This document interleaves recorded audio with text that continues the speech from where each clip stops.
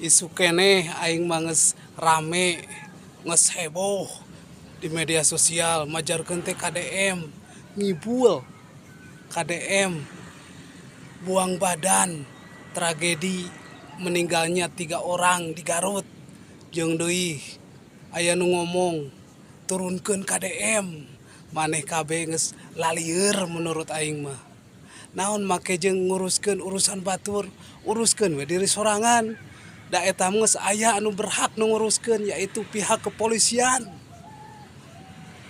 Paham teu marane ngarti teu marane ayo we menyebarkan narasi kebencian yang tiada akhir.